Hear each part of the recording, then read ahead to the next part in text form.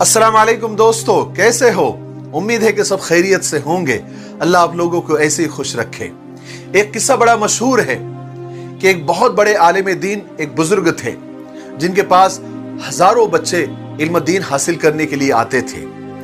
एक दफा की बात है कि एक बच्चा इल्म दीन हासिल करके यानी अपनी तालीम मुकम्मल करके जब अपने वतन वापस जाने लगा तो बुजुर्ग आलिम दीन ने उसको बुलाया, कहा कि इधर आओ, मियाँ एक बात तो बताते जाओ, क्या तुम्हारे यहाँ शैतान भी होते हैं?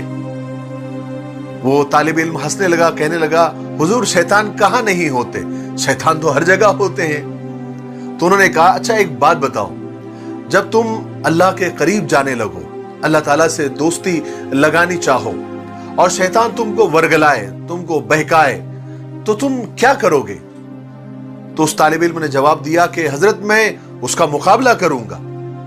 फिर वो बुजुर्ग कहने लगे, फर्ज करो तुमने शैतान का डट के मुकाबला किया और वो भाग भी गया और फिर तुमने अल्लाह के करीब जाने की और अल्लाह से दोस्ती बढ़ाने की जद्दोजहद की कोशिश की और फिर शैतान ने आकर तुमको बहकाया, तुमको रोक दिया, फिर तुम क्या करोगे?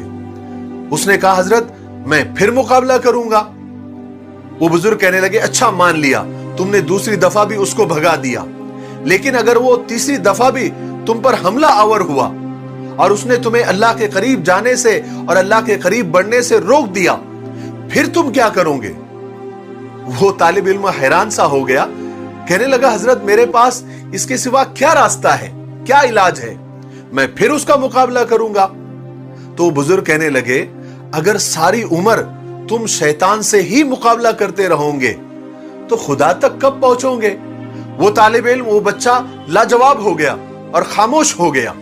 तो बुजुर्ग आलिम दीन ने कहा, अच्छा एक बात बताओ, तुम अपने चहीते दोस्त, अपने जिगरी दोस्त के घर उससे मिलने के लिए जा रहे हो और उस दोस्त ने उसके घर के बाहर एक कुत्ता पहरेदार बनाकर बिठा रखा है और जब तुम उसके घर पर मिलने के लिए अंदर जाने की कोशिश करते हो, वो कुत्ता तुम पर हमला कर देता है, तुम्हारे पैरों को काट लेता है, तुम्हारी एड़ी को पकड़ लेता है, तो तुम क्या करोगे?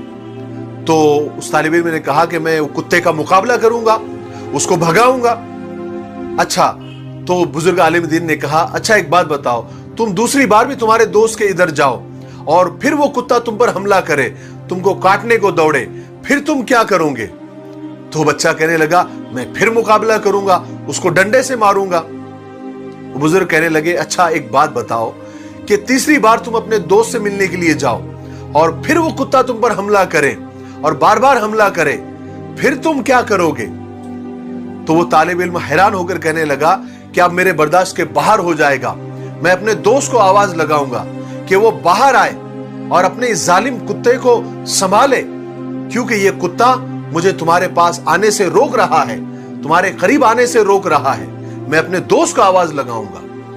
वो बुजुर्ग मुस्कुराए और कहने लगे, बस यही रवैया शैतान से मुकाबला करते वक्त हमको इख्तियार करना है। जब हमारी सारी तदबीरें और सारे आइडियाज हमको बचा न सके और ये शैतान हम पर बार बार हमला करे, हमको बहकाए, हमको वर्गलाए, तो हमको अपने अल्लाह की तरफ मुतवज्जे होना चाहिए और अल्लाह को आवाज देनी चाहिए और अल्लाह से कहना चाहिए कि ए अल्लाह, अपने इस कुत्ते को संभालिए, अपने इस कुत्ते को रोकिए, ये हमें आपके करीब आने से रोक रहा है और ये सबसे बड़ी रुकावट है। हम आपके करीब आना चाहते हैं, आपकी तरफ बढ़ना चाहते हैं, लेकिन ये कुत्ता, ये आपका कुत्ता हमें बार बार काट रहा है। बेशक अल्लाह के कब्जे कुदरत में सब कुछ है, शैतान से हम अकेले मुकाबला नहीं कर सकते, हमें अल्लाह की मदद की सख्त जरूरत है, हमें अल्लाह से दुआ करने की सख्त जरूरत है।